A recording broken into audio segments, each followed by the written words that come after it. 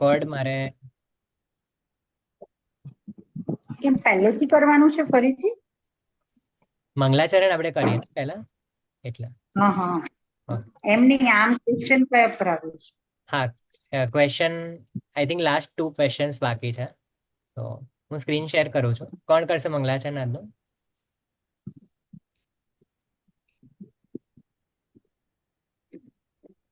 કવિતા આંટી તમે કરશો? ઓકે. આજ કરવાનું ને? વંદો જ્ઞાનાનંદ કર નેમિ ચંદ્ર ગુણકાન માધવ વંદિત વિમલ પદ પુણ્ય પયો નિધિ દોષ ગહન ગુણ ગહાન હરિ કરી ભાન પુષ્ટિ રમણી રમણ જગનાયક જયવન સીતિ સુત સાધિત સહજ સરસ સુધારસ ધાર સમય સાર શિવ સર્વગત નમત હો સુખકાર જૈની માની વિવિધ વિધિ વર્ણત વિશ્વ પ્રમાણ શાત પદ મુદ્રિત અહિત હર કરહુ સકલ કલ્યાણ મેં નમો નગન જૈન જન જ્ઞાન ધ્યાન ધન લી મેં ન માન બિન દાન ધન એન હીન તન છે इह विधि मंगल करन ते सब विधि मंगल होत उदकल दुरी सब तम जो भानु उद्योग जय બહુ સરસ. તો પહેલા આપણે 2-3 ટાઈમ્સ પછી મળીએ છે. પણ આપણે આ જે ગુણસ્થાન વિવેચન છે એનો જે પીઠિકાનો સ્વાધ્યાય આપણે લાસ્ટ ઘણા ક્લાસીસથી આપણે કરી રહ્યા છે અને આજે મોસ્ટલી એનો લાસ્ટ ક્લાસ જ છે. તો પહેલા તો આ મંગલાચરણ કોણે લખ્યું છે, કોણ કહેશે?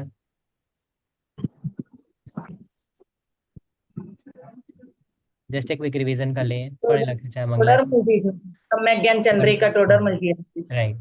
સમ્યક જ્ઞાન ચંદ્રિકા જે છે એના પીઠિકા જે છે એટલે સમ્યક જ્ઞાન ચંદ્રિકાનું મંગલાચરણ છે જે પંડિત ટોડરમલજીએ લખ્યું છે. સમ્યક જ્ઞાન ચંદ્રિકા કોની ટીકા છે, કયા ગ્રંથની ટીકા છે? ત્રણ ગ્રંથની ભેગી છે. રાઈટ. ગોમટસાર જીવકાંડ, ગોમટસાર કર્મકાંડ, લબ્ધિસાર સપ્તાસાર. તો એની જે ટીકા છે ટોડરમલજીએ લખેલી છે. અને ગોમટસાર કોના આધારે લખાયેલો ગ્રંથ છે? તો ષટખંડાગમ. તો આ જે ગ્રંથ છે આપણે પહેલા તો આનો સ્વાધ્યાય કહી રહ્યા છે એ કઈ પુસ્તકમાંથી છે? તો ગુણસ્થાન પ્રવેશિકા કહીને જે પુસ્તક છે એના સ્ટાર્ટિંગમાં આપેલું છે કે કર્ણાનિયોગનો આટલો હાર્ડ ટોપિક ચાલુ થાય છે તો એના પહેલા આ જે પીઠિકા છે એમાંથી આપણે કર્ણાનિયોગનું ઇમ્પોર્ટન્સ અને ચારે અનુયોગનું ઇક્વલ વેટેજ છે આપણા જીનાગમમાં એને બતાવવા માટે ટોડરમલજીએ આ જે પીઠિકા છે એ લખી હતી કે જે આપણા માટે બહુ જ હેલ્પફુલ પ્રૂવ થઈ છે. કારણ કે આપણે ઓવરઓલ જ પૂરા જૈન ધર્મમાં બધા અલગ અલગ મતમાં અલગ અલગ જગ્યા ઉપર આપણે જોઈશું તો ત્યાં કોઈક જગ્યાએ ક્યાં તો ચરણાનિયોગનો ભાર વધારે હશે, ક્યાં તો કોઈક જગ્યાએ ક્યાં દ્રવ્યાનુયોગનો વધારે હશે, કોઈ જગ્યાએ આચરણ વધારે હોય, ક્યાં તો કોઈક જગ્યાએ ખાલી કોરી લાઈક ભેદ વિજ્ઞાનની વાત એક એંગલથી ચાલુ હોય, કોઈક જગ્યાએ ખાલી સ્ટોરીઝ ચાલુ હોય. રાઈટ. તો આ જે છે એનું એક બહુ બેલેન્સ જરૂરી છે આપણા જીવનમાં અને આપણા અધ્યયનમાં કે આપણે બધા અનુયોગને એના એ જે કહેવા ચાહે છે એ લેંગ્વેજમાં આપણે સમજીએ કે જેને આપણે મોક્ષમય પ્રકાશકના 8મા અધિકારમાં ગત આપણી ક્લાસીસમાં ઘણા ડીપલી આપણે એ વસ્તુને સમજ્યા છે કે જો આ વસ્તુમાં આગળ પાછળ થઈ સમજણ તો કેટલો અનર્થ થઈ શકે છે. એટલે જ આપણે અનેકાંત સ્યાદવાદ વાળામાં ભણી ગયા ને કે જે સર્વજ્ઞ ભગવાનનો જે અનેકાંત સ્યાદવાદ છે એ બહુ તીક્ષ્ણ ધારવાળો છે કે જો બરાબર ના ચલાવે તો ગળું કપાઈ શકે છે. એટલે આ એટલી બારીક વાત છે, એટલી સૂક્ષ્મ વાત છે કે રાઈટ અનુયોગ અને રાઈટ નયને પકડીને આપણે ફોલો કરવું અને શ્રદ્ધાન કરવું એ બહુ જ જરૂરી છે. તો એમાં આપણે શું શું અત્યાર સુધી આવ્યું એની હું બહુ જ ક્વિકલી એક સમરી કરી લઉં છું. તો સૌથી પહેલા તો ટોડરમલજી એમ જ કહે છે કે આ જે ગ્રંથ છે ગોમટસર, જે મહાન ગ્રંથ છે, જે 10th સેન્ચુરી વખતે લખાયેલો છે, અને ટોડરમલજી તો હમણાં લાઈક 300 યર્સ પહેલા થયા. તો એ પ્રશ્ન પૂછે છે કે કોઈ પૂછી શકે કે તમે મંદબુદ્ધિ થઈને આટલો આટલો હાર્ડ ગ્રંથ ઉપર તમે ટીકા કેમ લખો છો? અને શું તમને એવું નથી લાગતું કે આની અંદર ભૂલો થઈ શકે વધારે, અને આ એટસેટ્રા છે, કે તમે એટલા મંદબુદ્ધિ છો, તમે કઈ રીતે ટીકા લખવાનું કરો છો? તેમાં ટોડરમલજી આન્સર બહુ સરસ આપે છે કે પહેલા તો અભિપ્રાય એ છે કે સાચી વાત આજના સમયમાં જે છે એમને સુધી પહોંચે, અને એમને એમના જ્ઞાનના ઉઘાડ ઉપર એમને ભરોસો હતો, અને એમને એમની શક્તિનું જ્ઞાન હતું, એટલે એમણે આ ટીકા લખ્યું. અને એમાં એ પણ લખે છે કે એમનાથી દોષ થઈ જાય તો આગળ જ્ઞાની સુધારી લેશે, પણ એમને એ પણ ખબર છે કે એમના કરતાં વધારે મંદ બુદ્ધિ જીવો આ કાળમાં છે, એટલે એમના ઉપર ઉપકાર કરીને આ વસ્તુ એમણે લખવાનો એક બીડો ઉપાડ્યો હતો, કે જે સક્સેસફુલી કમ્પ્લીટ થઈને આપણા સામે છે. કે જે ગોમટસાર આદિ જે ગ્રંથની જે ટીકા છે એ એટલી એટલી સારી રીતે લખાઈ છે કે આપણને સમજવામાં બિલકુલ ડિફિકલ્ટી ના પડે. અને આમાં આજ જે પીઠિકા છે એની અંદર બીજી બધી પણ સારી સારી વાતો આવે છે કે લેંગ્વેજ, તમે ભાષા જે ઢુંઢારી ભાષામાં એમણે લખી, તો કેમ એવું લખ્યું? તો એમણે આન્સરમાં એ બહુ સારી રીતે કહે છે કે જે તત્વજ્ઞાનની વાત છે એમાં કોઈ લેંગ્વેજની પ્રાયોરિટી નથી. જે આપણે અન્ય દર્શનોમાં જોઈશું તો કોઈક સંસ્કૃત લઈને બેસી ગયા છે, કોઈ ચાઇનીઝ લઈને બેસી ગયા છે, કોઈ ખાલી ઇંગ્લિશ જ લઈને બેસી ગયા છે, કે આ જ આપણે લેંગ્વેજમાં બોલીએ તો જ કામ થાય, આ મંત્રો બોલીએ તો જ ધર્મ કર્યો એવું કહેવાય. પણ જ્યારે આપણામાં આખું અલગ છે કે લેંગ્વેજ એગ્નોસ્ટિક કહીએ ને, કે લેંગ્વેજનો કોઈ ઇમ્પોર્ટન્સ નથી, એક વે ઓફ કમ્યુનિકેશન છે, આપણે એ વાત પહોંચાડવાની એક રીત છે. અને એટલે જ જે ભાષામાં જેને સમજમાં આવતું હોય એ ભાષામાં કહેવામાં કોઈ દોષ નથી. ખાલી સંસ્કૃત પ્રાકૃત એટલા માટે યુઝ થતી હતી બિકોઝ એ લેંગ્વેજ એઝ અ લેંગ્વેજ એ બહુ પાવરફુલ લેંગ્વેજ છે કે જે બધાને સમજમાં આવી જાય. પંડિતજીએ પણ એક વસ્તુ કીધી હતી ને કે આપણે બહુ જ બધી અલગ અલગ ચાલે, સુરતી ચાલે, અમદાવાદની ચાલે, રાજકોટ કાઠિયાવાડની અલગ અલગ ચાલે, તે બધામાં ડિફરન્સ બહુ બધા આવી જાય, પણ સંસ્કૃત છે એઝ ઇટ ઇઝ છે, એટલે એમાં ગ્રંથ લખવામાં આવ્યા હતા. પણ કોઈ દોષ નથી ભાષામાં, ભાષા ટીકામાં, ભાષામાં કહેવું.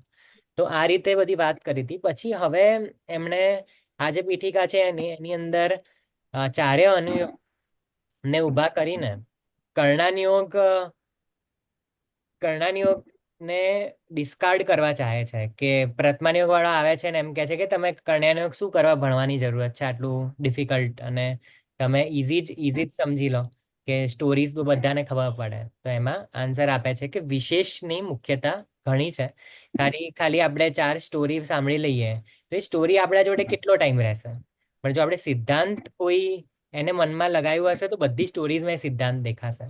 એટલે સિદ્ધાંતને અને વિશેષ રૂપથી સમજવું બહુ જરૂરી છે.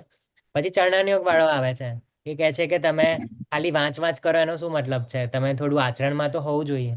તો ત્યાં એક બહુ સારું આપે છે કે તર્ક, કે તમે આચરણ છે, જે તપ છે, એમાં તમે સ્વાધ્યાયને તપ ગણો છો કે નથી ગણતા? તો સ્વાધ્યાય પરમ તપ છે, એ આપણે જીનવાણીમાં આવેલું છે. એટલે વાંચી રહ્યા છો, સ્વાધ્યાય કરી રહ્યા છો, તો એ એક નાની મોટી વાત નથી, કે જે આપણે મનમાં એક ઇમેજ બનાવી દીધી છે કે ચરણાનિયોગ એટલે આ છોડી દીધું, આ છોડી દીધું, આ છોડી દીધું, આ ટાઈપના કપડાં પહેર્યા, આ રીતે કર્યું, એ જ ચરણાનિયોગ છે. પણ રિયાલિટીમાં એ નથી, અને એનો સ્વરૂપ કેવું છે એ આપણને સમજાયું. આના પછી શું આવ્યું? તો દ્રવ્યાનિયોગનો પક્ષપાતી, કે એવું કહે છે કે તમે જે સ્વાધ્યાય અને આગમનું જ્ઞાન અને 3 લોકની રચના થઈ ગઈ, કર્મ પ્રકૃતિઓ થઈ ગઈ, આ બધી વસ્તુઓ થઈ ગઈ, તો આ બધામાં તો વિકલ્પ જ તમારા વધી રહ્યા છે.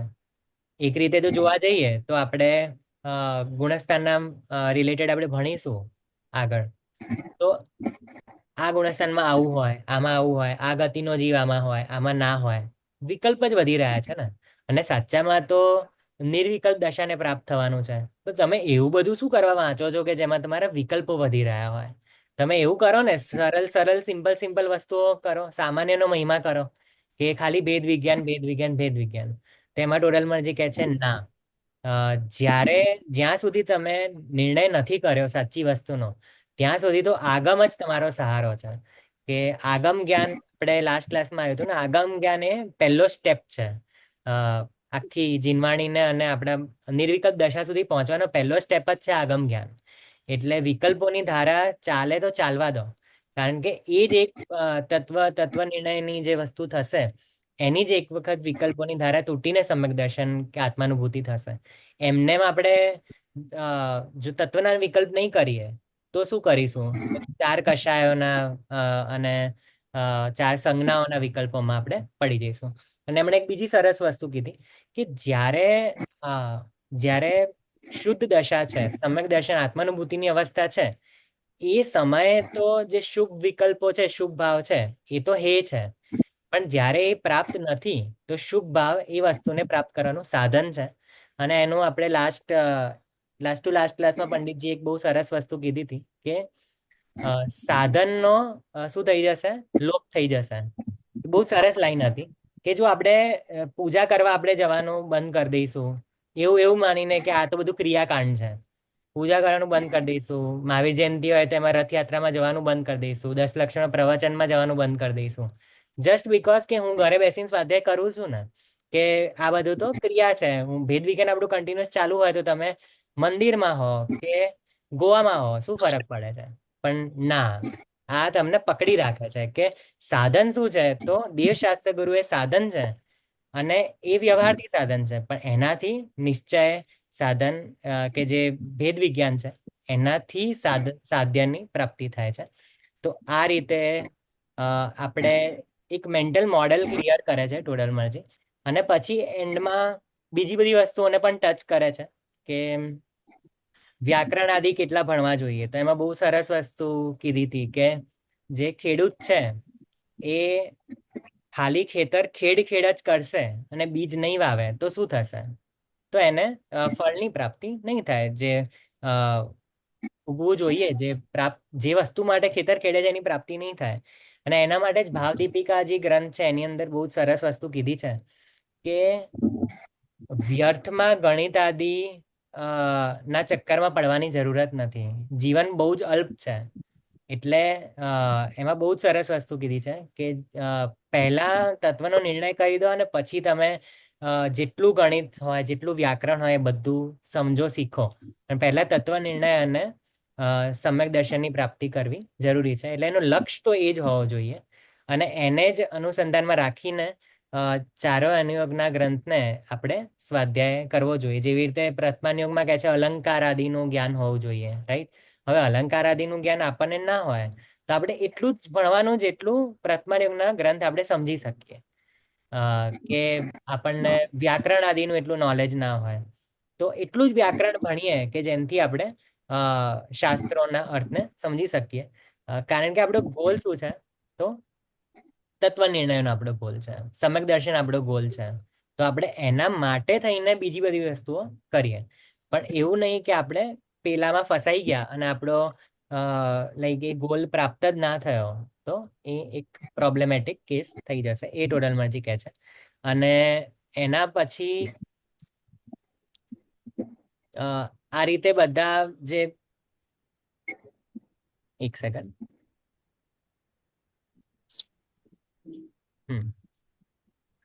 એટલે વ્યાકરણ અલંકાર આદિ વાળાનો પણ જે પક્ષપાતી છે એનું કહે છે. અને બીજું ધનનો પક્ષપાતી છે એનું પણ કહે છે, જેની આપણે લાસ્ટ ક્લાસમાં થોડી ચર્ચા કરી હતી કે કોઈ એવું કહે કે ધન હોય તો જ દુનિયા ચાલે છે, ધન હોય તો જ પ્રભાવના થાય છે, ધન છે એટલે આજે તમે બધા બેસીને સ્વાધ્યાય કરી રહ્યા છો. જો મારા પાસે આજીવિકા ધનની તંગી હશે તો હું કઈ રીતે ઝૂમ મીટિંગ જોઈન કરીને ઇન્ટરનેટ એક્સેસ સાથે સ્વાધ્યાય કરત? તો આનો પણ બહુ જ સરસ ઉત્તર આપે છે કે આ તમારો એક બહુ મોટો ભ્રમ છે. આ પુણ્યનો ઉદય હશે તો ધન વિના પણ તત્વની વાત સાંભળવા મળી જશે. એક્ઝામ્પલ, ધન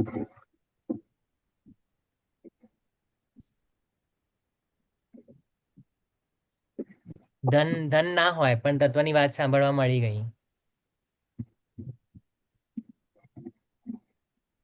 એ તો કે પૂર્વ મંદિરમાં કર્મની આપણે હમ. હા નીલમબેન. એટલે મંદિરમાં બી આપણે સાંભળી શકીએ ને? એવું જરૂરી નથી કે તમે હા કરી રાઈટ, શકો. કે સ્પેશિયલી તમારે ધન કમાવા જાઓ તો જ તત્વની વાત સાંભળવા મળે એવું જરૂરી નથી. હા પારાશંકર, તમે કઈ કહેતા હતા?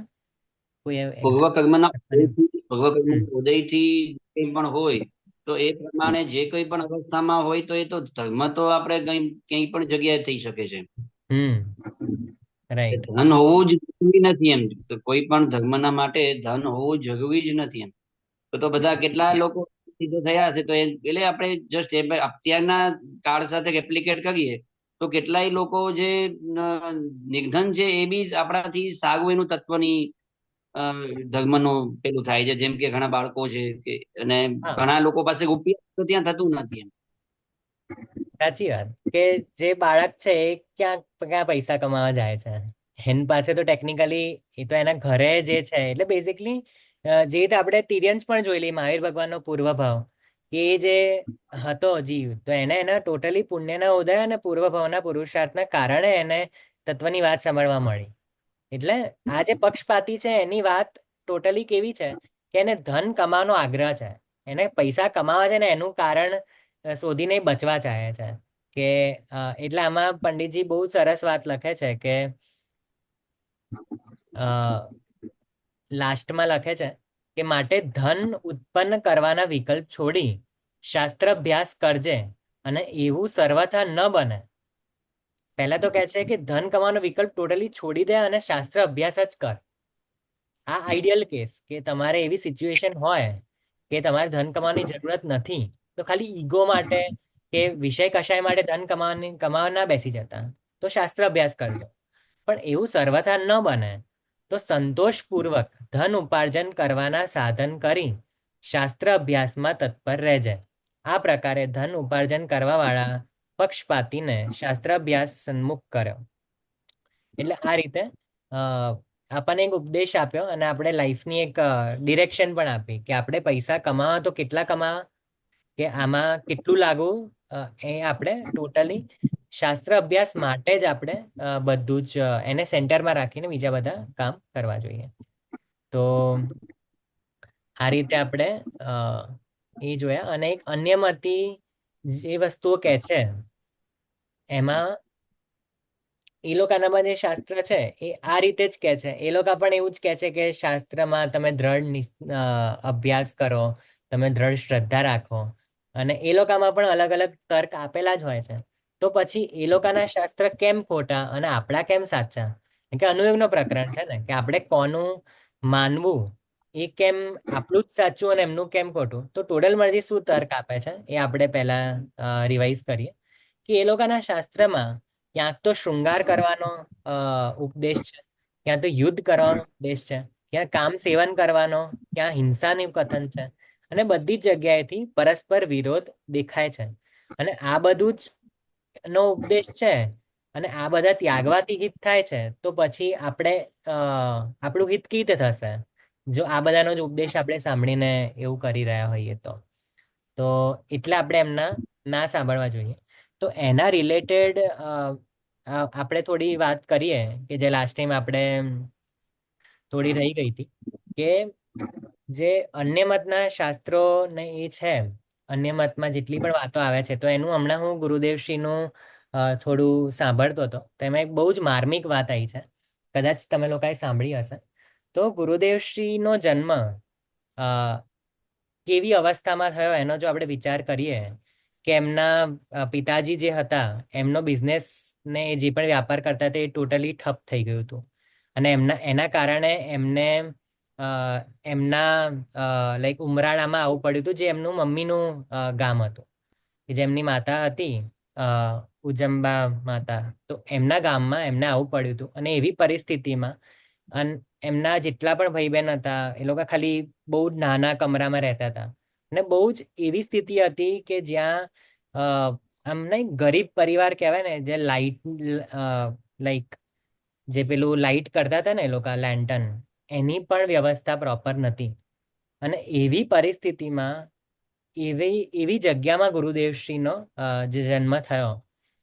તો એમાં ગુરુદેવશ્રી પોતે જ કહેતા હતા આ વસ્તુ પ્રવચનમાં કે પૂર્વમાં જો વિદેશ ક્ષેત્રમાં હતા અને સિમંદર ભગવાનના સમોશરણમાં જઈને એમણે ઉપદેશ સાંભળ્યો અને આટલા ભવ્ય જીવ એ ભાવમાં પણ હતા, તો પછી આ ભાવમાં એમની આવી આવી જગ્યાએ એમને કેમ જન્મ થયો, અને એ પણ પાછું સ્થાનક પંથમાં, સાચા દિગંબર પંથમાં પણ નહીં. તો આના ઉપર જ્યારે વિચાર કરે છે ત્યારે બહુ જ માર્મિક વાત આવે છે કે ગુરુદેવશ્રી એમના પૂર્વ ભાવની અંદર એમનો એક મિત્ર હતો. તો એ જે માણેકભાઈ કહીને એમનો એ પૂર્વમાં વિદેશ ક્ષેત્રમાં એમનો એક મિત્ર હોય છે. તો એ છે ને એકાંતવાદી થઈ જાય છે, એ એકાંતવાદી હોય છે. તો ગુરુદેવશ્રી તો એ જે પૂર્વમાં જે હોય છે એ તો સાચા મોક્ષ માર્ગને જ ફોલો કરવા વાળા હોય છે, પણ એ જે એમનો મિત્ર હોય છે એકાંતવાદી હોય છે. એટલે એ સવસ્ત્ર મોક્ષ માને છે. ખોટી ખોટી જે પણ આજે શ્વેતાંબર સ્થાનકવાસીમાં જે પણ ખોટી વસ્તુઓ ફોલો થાય છે એ વસ્તુઓને એ એ માણેકભાઈ એને ફોલો કરતા હોય છે અને એને માનતા હોય છે. તો ગુરુદેવશ્રી એમની સાથે બહુ તત્વ ચર્ચા કરતા હતા, પણ એમનાથી એ જે મિત્રના પ્રેમના કારણે એ વસ્તુનો નિષેધ ના કરી શક્યા કે ના તું ખોટો છે ટોટલી. એ વસ્તુ એ ભારથી એ પોતે ઊંડાણમાં ફોલો ના કરી શક્યા અને ના એને કહી શક્યા. ને મિત્રના પ્રેમના કારણે એમણે એવા કર્મો બાંધી દીધા કે એમાં આ ભાવની અંદર એમને આવી પરિસ્થિતિઓમાં અને સ્થાનક પંથમાં જન્મ થયો. તો આપણે જોવા જઈએ કે ખાલી એક અનુમોદનાના કારણે આખો એમનો કેટલું પાપ બંધાયું અને એના કારણે એમને આવી જગ્યાએ આવીને જન્મ થયો. તો એનાથી આપણને ખ્યાલમાં આવે છે કે નો ડાઉટ આપણે કોઈની સાથે ઝઘડો નથી કરવાનો, નો ડાઉટ આપણે કોઈનો વિરોધ કે પેલામાં નથી પડવું આપણે, બટ આપણે સાચી વસ્તુનો તો સ્વીકાર કરતા દ્રઢતાપૂર્વક કરવો જોઈએ. અને એ જ વસ્તુ ટોડલમલજીએ એના માટે તો 5મો 6ઠ્ઠો અધિકાર લખ્યો છે. 7મો અધિકારમાં પણ જે જૈન મતમાં જે મિસ્ટેક્સ છે એ દ્રઢતાપૂર્વક એ વસ્તુ એટલે જ આપણા માટે લખી છે કે આપણે બધું સેમ કરીને આપણે એમાં ના પડી જઈએ અને આપણે સાચી વસ્તુનો સ્વીકાર કરીએ. અને એમાં ગુરુદેવ શ્રીવાળામાં એ પણ આવે છે કે એમનો જે મિત્ર હોય છે એ પછી ભગવાનના સમોશનમાં જઈને બંને જણ સાચો ધર્મનો સ્વીકાર કરે છે. અને એટલે જ એમને આ ભાવની અંદર પણ 45 યર્સ પછી સાચો ધર્મ એમને મળે છે. એટલે આ રીતે કર્મનો કઈ રીતે વિચિત્રતા છે એ પણ આપણને ખ્યાલમાં આવે છે. બસ આપણા માટે જ છે કે આપણે કંઈ પણ ખોટી વસ્તુ હોય જે સાચા આગમની વિરુદ્ધ હોય તો આપણે પરીક્ષા કરીને સાચી વસ્તુને વિધાઉટ શંકા આપણે સ્વીકાર કરવી જોઈએ. તો અન્ય મતીઓમાં તો ઘણી બધી વસ્તુઓ કપોલ કલ્પિત છે. એની એક બહુ નાનું એક એક્ઝામ્પલ હું તમને આપીશ કે જે જનરલી આપણે સાંભળીએ ને તો આપણને એવું જ લાગે કે આ તો આપણી જ વાત કહી રહ્યા છે. તો એમાં એક અદ્વૈત બ્રહ્મ કરીને એક મત છે જે બહુ પોપ્યુલર છે અત્યારના ટાઈમમાં. એ શંકરાચાર્ય દ્વારા ચાલુ કરેલો મત છે. એમાં એ લોકો એવું કહે છે, એક્ઝામ્પલ આપે છે કે એક અંધારો રૂમ છે અને એની અંદર તમને એક સાપ દેખાય છે અને તમે એ સાપને જોઈને ગભરાઈ જાઓ છો. એ મોક્ષ પ્રકાશકમાં પણ આ જ વસ્તુ આવે છે, પણ કઈ રીતે અલગ છે હું કહું છું. તમે સાપને જોઈને ગભરાઈ જાઓ છો અને પછી લાઈટ ચાલુ કરી, અજવાળું કર્યું, પ્રકાશ કર્યો એટલે તમને રિયલાઇઝ થયો આ તો શું છે, લાકડી છે. એટલે તમે શું થઈ ગયું કે તમારો ભય જતો રહ્યો અને તમને સાચું જ્ઞાન થયું એટલે તમને તમારું કામ થઈ ગયું. આ વસ્તુ એ લોકો એક્ઝામ્પલ આપે છે. હવે પ્રોબ્લેમ આમાં શું છે કે એ લોકો એવું માને છે કે જ્યારે મને એવો સ્વીકાર થશે કે હું જ બ્રહ્મ છું, એટલે હું જ ભગવાન છું, ત્યારે મારા બધા પ્રોબ્લેમ સોલ્વ થઈ જશે. એટલે મારે એવો વિકલ્પ પણ નથી કરવાનો કે હું અશુદ્ધ છું. મારે એવું માનવાનું જ નથી કે હું અશુદ્ધ છું. આ અહીંયા પ્રોબ્લેમ આવી જાય છે. આ ટોડલમાંજીએ જ 5મા અધિકારમાં એક્ઝામ્પલ આપ્યો છે કે હું આ એટલી સૂક્ષ્મ વાત છે ને કે આપણે જ્યારે આત્માનુભૂતિ કરીએ છીએ ત્યારે આપણે હું ભગવાન છું એ દ્રવ્યથી તો નિર્ણય કરીએ છીએ. દ્રવ્ય દ્રષ્ટિ છે, એ નય છે, પણ પૂરી વાત નથી. એટલે કે પૂરી રીતે તો મને એનો પણ શ્રદ્ધાન છે, અત્યારે મારામાં અશુદ્ધતા છે, ચારિત્ર ગુણની પર્યાય હજી અશુદ્ધ છે, એટલે મારે એને હજી શુદ્ધ કરવા માટે ઓર આત્મામાં લીન થવાનું છે. એટલે એવું નથી કે એ લોકો જેવું કે એમાં એ લોકો એવું જ મનાવડાવે છે કે તમારે બિલકુલ વિકલ્પ નથી કરવાનો અને તમે શુદ્ધ જ છો, તમે ખાલી ભ્રમ છે કે તમે અશુદ્ધ છો. એકદમ સિમિલર લાગતું હશે, પણ આપણામાં આપણે અશુદ્ધ છીએ, પર્યાયમાં રાગ છે, એનો સ્વીકૃતિ છે, પણ એ જે રાગ છે એ વિભાવ છે એટલે આપણાથી ભિન્ન છે. તો આ બહુ જ ક્લોઝ વાત કદાચ હું કન્વે કરી શક્યો કે નહીં મને નથી ખબર, પણ બહુ જ ક્લોઝ વાત છે કે જે એ લોકોમાં એકાંત મત વાળા છે કે એ લોકો પર્યાયને માનતા જ નથી. એ લોકો એવું જ માને છે કે ખાલી શું કહેવાય, આત્મા બ્રહ્મરૂપ છે એટલે અનાદિ અનંત જ છે, પર્યાય જેવી કોઈ વસ્તુ જ નથી. એ સાંખ્ય મત વાળા પણ આવું જ માને છે કે અનાદિ અનંત જ છે બધી વસ્તુ, એક બ્રહ્મરૂપ જ છે. અને આપણે કેવું માનીએ છીએ કે બધી વસ્તુ સ્વતંત્ર છે અને બધી વસ્તુમાં એક તો હોય દ્રવ્ય કે જે કોન્સ્ટન્ટ હોય અને એક હોય જે બદલતી રહે, એ દ્રવ્યની પર્યાય. તે પર્યાયથી આપણે 100% અશુદ્ધ છીએ અને એટલે જ તો આપણે મોક્ષ જવાનું છે, એઝ ઇન કે પૂર્ણ દશા પ્રાપ્ત કરવાની છે. દ્રવ્ય પરમ શુદ્ધ છે, ત્રિકાલ શુદ્ધ છે. તો આ રીતે આપણે દ્રવ્ય અને પર્યાયનો ભેદ છે, એટલે આપણે તત્વ નિર્ણય કરીએ ત્યારે પણ આપણે આ દ્રવ્ય અને પર્યાયના ભેદને સમજવું જોઈએ. તો આ એક મેં તમને એક્ઝામ્પલ આપ્યું કે જે મને બહુ એવો લાગ્યો કે કોઈને પણ જો ગહેરાઈથી તત્વની સંબંધ ના હોય તો અદ્વૈત વાળા પણ કહે એ પણ આપણા જેવું લાગે, આપણે કહીએ એ પણ આપણા જેવું લાગે અને જીવ ભ્રષ્ટ થઈ જાય. એટલે જ સ્વાધ્યાયની જરૂરત બહુ જ છે. તો આ રીતે આ વસ્તુ થઈ. અને હવે આપણે જે 27 નંબરના પ્રશ્નમાં આપણે જઈએ, 27 અને જે લાસ્ટ 2 પેજીસ જ બાકી છે. તો 27 નંબરના પ્રશ્નથી આપણે સ્ટાર્ટ કરીએ. કોણ આજે રીડિંગ કરશે ફર્સ્ટ?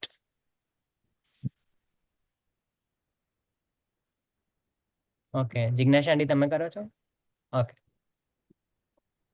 ફક્ત રીડિંગ છે કે હા, રીડિંગ તમે કરો અને કવિતા આંટી તમે એક્સપ્લેન કરી લેજો. એટલે 27 નંબરનો પ્રશ્ન તમે રીડ કરજો અને કવિતા આંટી એક્સપ્લેન કરી દેશે. બરાબર ને? પેજ નંબર બોલો ને. પેજ નંબર છે 18.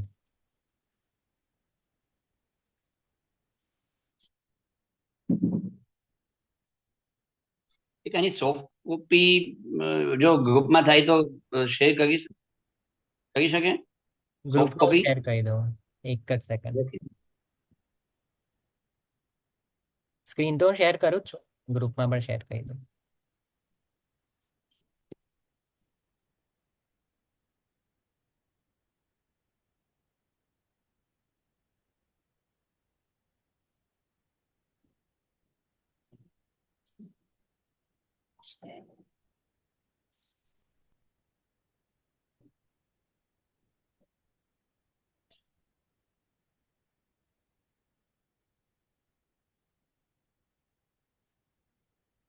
હા, જિજ્ઞાસા આંટી તમે સ્ટાર્ટ કરી શકો છો. જય જય.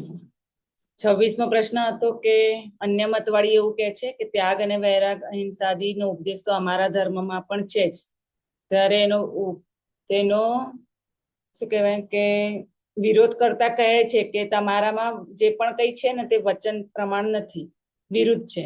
હવે ફરીથી એ કહે છે સારું અમારામાં નથી તો વેદાંત આદિ શાસ્ત્રોમાં તો તત્વનું નિરૂપણ કર્યું જ છે. હવે તેનો અન્ય મતવાળીએ આવો પ્રશ્ન મૂક્યો છે કે વેદાંત આદિએ શાસ્ત્રોમાં તત્વનું નિરૂપણ કર્યું છે. હવે એનો આન્સર આપે છે. તેને કહીએ છીએ ના, તે નિરૂપણ પ્રમાણથી બાધિત છે, અયથાર્થ છે. તેનું નિરાકરણ જૈન દર્શનના ન્યાયશાસ્ત્રોમાં કર્યું છે, ત્યાંથી જાણવું. માટે અન્ય મતના શાસ્ત્રનો અભ્યાસ ન કરવો. આ પ્રકારે જીવોએ આ શાસ્ત્રના અધ્યયનમાં સન્મુખ કર્યા છે. તેઓને કહીએ છીએ હે ભવ્ય જીવો, હે ભવ્યજનો, શાસ્ત્ર અભ્યાસના અનેક અંગ છે. શબ્દ કે અર્થનું વાંચવું કે શીખવું, શીખવાડવું, ઉપદેશ દેવો, વિચારવું, સાંભળવું, પ્રશ્ન કરવા, સમાધાન જાણવા, વારંવાર ચર્ચા કરવી ઇત્યાદિ અનેક અંગ છે. ત્યાં જેમ બને તેમ અભ્યાસ કરવો. જો સર્વશાસ્ત્રનો અભ્યાસ ન થઈ શકે તો આ શાસ્ત્રમાં સુગમ તથા દુર્ગમ અનેક અર્થોનું નિરૂપણ છે. ત્યાં જેટલો થાય તેટલો જ અભ્યાસ કરવો, પરંતુ અભ્યાસમાં આળસુ થવું નહીં. જુઓ શાસ્ત્ર અભ્યાસનું મહિમા. જેના થવાથી જીવ પરંપરાથી આત્માનુભવ દશાને પ્રાપ્ત થાય છે, જેનાથી મોક્ષરૂપ ફળની પ્રાપ્તિ થાય છે. એ તો દૂર રહ્યું. શાસ્ત્ર અભ્યાસથી તત્કાળ પણ કેટલા ગુણ પ્રગટ થાય છે. એક, ક્રોધાદી કશાયોની મંદતા થાય છે. પંચેન્દ્રિયોના વિષયોમાં થવા વાળી પ્રવૃત્તિ રોકાય છે. અતિ ચંચળ મન પણ એકાગ્ર થાય છે. હિંસાદી 5 પાપ થતા નથી. અલ્પ જ્ઞાન હોવા છતાં ત્રિલોકના 3 કાળ સંબંધી ચરાચર પદાર્થનું જાણવું થાય છે. તે ઉપાધિની ઓળખ થાય છે. આત્મજ્ઞાન સન્મુખ થાય છે, એટલે કે આત્મજ્ઞાન સન્મુખ થાય છે. વધારે જ્ઞાન થવાથી આનંદ ઉત્પન્ન થાય છે. લોકમાં મહિમા યશ વિશેષ થાય છે. સાતિશય પુણ્યનો બંધ થાય છે. આટલા ગુણો તો શાસ્ત્ર અભ્યાસ કરવાથી તત્કાળ જ પ્રગટ થાય છે. માટે શાસ્ત્ર અભ્યાસ અવશ્ય કરવો.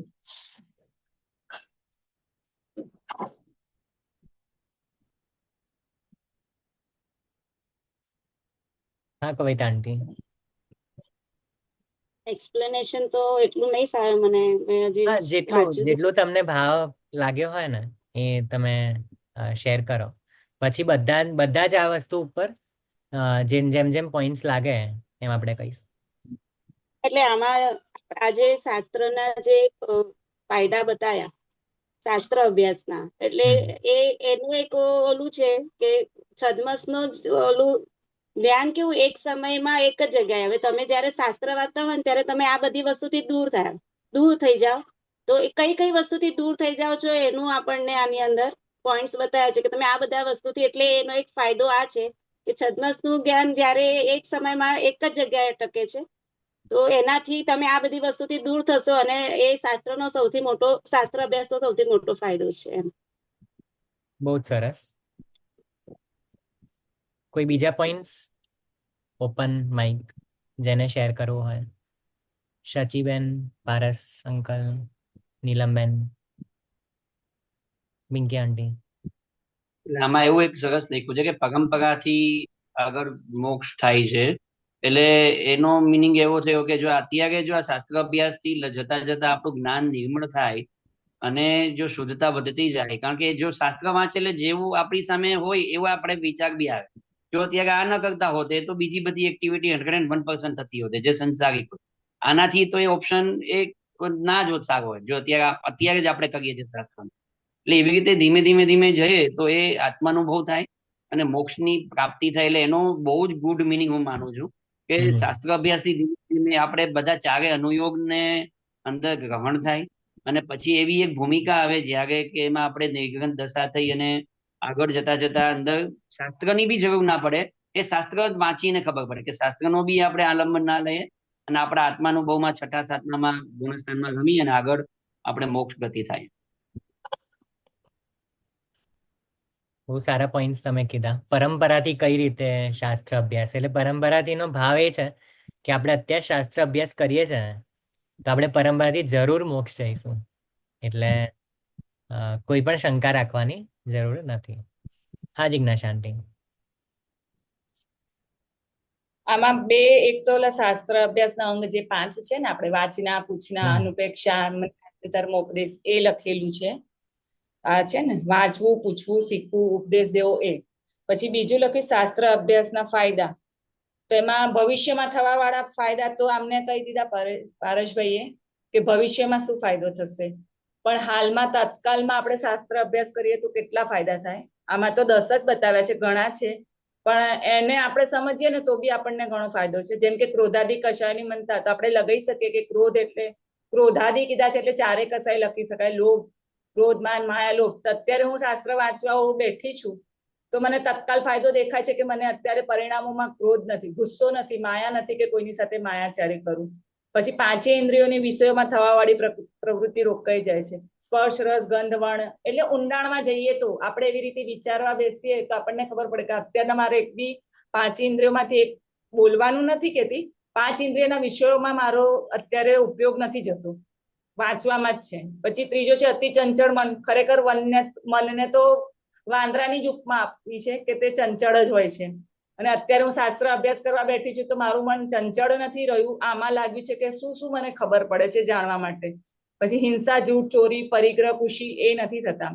અલ્પ જ્ઞાન હોવા છતાં પણ આ એક મુદ્દો સારો છે. અલ્પ જ્ઞાન હોવા છતાં ત્રિલોકના ત્રણેય કાળ સંબંધી ચરાચર પદાર્થોનું જાણવું થાય છે. અલ્પ જ્ઞાન અત્યારે આપણને મતિશ્રુત જ્ઞાન છે, અને ત્રિલોકનું જયારે આપણે વાંચવા બેસીશું ત્યારે કેવળ જ્ઞાન ગમ્ય વસ્તુ આવશે. અને ચરાચર એટલે જે જીવ અને અજીવ, ચાલતા ને સ્થિર, બધી વસ્તુનું આપણને શાસ્ત્ર જ્ઞાનથી ખબર પડી, બાકી આપણને ખબર નહોતી પડવાની. એટલે કે મારું જ્ઞાન ભલે અલ્પ છે, પણ શાસ્ત્ર અભ્યાસ કરવાથી હું ત્રિલોકની ત્રણેય રચના, તીર્થંકરોના જીવન, ભાવિ, ભૂત, ભવિષ્ય બધું જાણી શકીશ. પછી મુદ્દો છે હે અને ઉપાધિની ઓળખ થાય છે. આનાથી જ મને જીવ અજીવની ખબર પડશે તો મને ખબર પડશે કે મારા માટે કામનું શું છે અને નકામું શું છે, કોણે ગ્રહણ કરવાનું છે, કોણે છોડવાનું છે. પછી જ્ઞાન આત્મસન્મુખ થાય છે, એટલે જેમ જેમ નિર્મળ થતું જાય તેમ તેમ બીજા પદાર્થોથી દ્રષ્ટિ હટીને મારા જ્ઞાન તરફ મારી દ્રષ્ટિ જશે. વધારે ને વધારે જ્ઞાન થવાથી આનંદ થાય છે, તો આપણને બધાને મહેસૂસ થતો જ હશે કે થોડુંક આવડી જાય એટલે હવા તો ભરાતી જ હોય. પછી લોકમાં મહિમા ને યશ વધે છે, એ બી જાણીતું જ છે. અને સાતિશય પુણ્યનો બંધ થાય છે. પુણ્ય તો બંધાશે, પણ એવું સારું ઉચ્ચ કુળનું પુણ્ય બંધાશે. એટલું પુણ્ય બંધાશે એવું નહીં, સાતિશય પુણ્ય બંધાશે. સાતિશય નો અર્થ છે કે સારામાંનું પુણ્ય બંધાશે. આ તાત્કાલ એટલે હાલમાં જો અત્યારે આપણે બેઠા છે ને તો આટલા ફાયદા તો આપણને થઈ જ રહ્યા છે, અને પારસભાઈ એ કીધા એ ભાવિમાં થવાના છે. એટલે